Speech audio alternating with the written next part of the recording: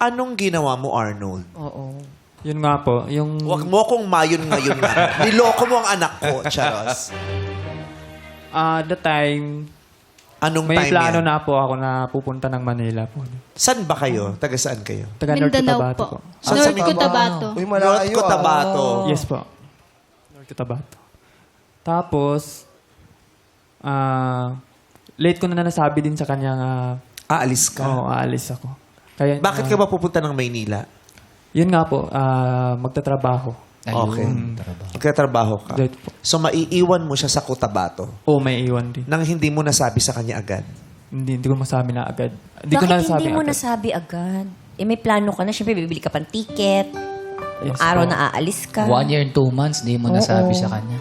Yung hindi pa kami, may plano na po ako pumunta dito. Oo. Then, dito na kasi yung kapatid ko. Kaya, yun, gustong-gusto ko talaga pumunta ng Plano mo na Maldives. talagang pumunta ng Maynila, tapos naging kayo, so parang nabinbin yung plano na yon, hindi Oo, nagawa hindi agad, hindi tapos gawa hindi nyo agad. napag-usapan, tapos bigla na lang tumambad sa'yo isang araw, ang kagustuhan mong, ay, ituloy ko na nga ang pagpunta ko sa Yes po. Maynila. Opo. Tapos hindi mo na rin sinabi sa Hindi ko na kanya. sinabi sa kanya. Ano nag-push sa'yo? Ah. Ano nag-push sa'yo para pupunta ng Maynila?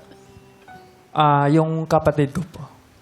Pinush ka ng kapatid mo. Oo. Pinigilan ka ba ni Naya? Oo. Oo, pinagilan niya ako. So, pinapili niya ako kung ano ba, yung work ko dito or siya ba. Hindi mo gusto yung thought na siya ay pupunta na ng Maynila. Hindi po. Kasi late ko na pong nalaman kasi. Anong oras mo ba dapat malaman? Hindi, I mean, Mga sana kinausap niya po muna ako bago siya nag-decide na pumunta po ng Manila.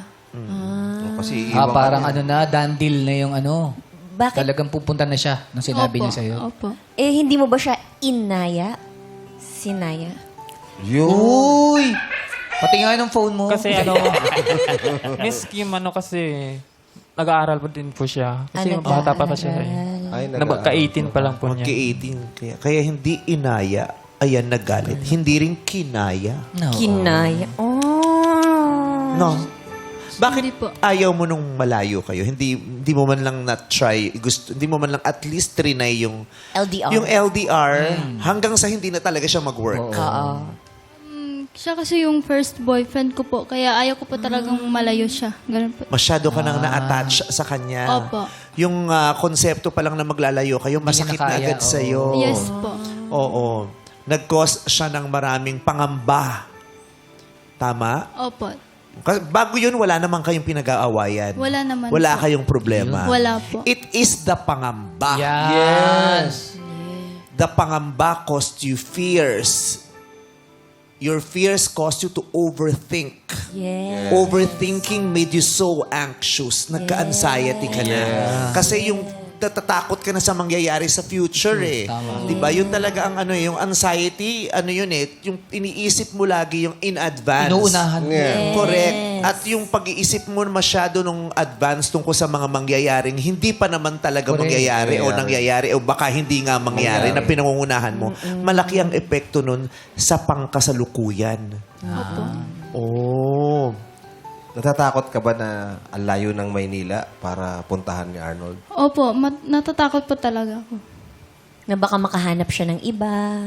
Opo, yun po. Ayun. Ayan. Isa na yun eh. Makahanap ng iba. Yes. Sa Maynila. Hindi na siya bumalik. Yes. O pag bumalik, baka wala na siyang balikan. Yes. Malamig. Ang daming pangamba ang nabuo sa kanyang Yes. isipan. Yes. Oo. Tsaka yung Yung ano? Yung Ano iniisip nga? ko, kailan ko kaya huli siyang mahahadka? Ayan.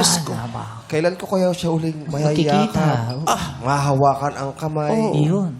Mayakap. Paano na ako ngayon kung gigising ako bukas na wala na yung taong nagpapasaya sa akin? Nasa malayo na siya.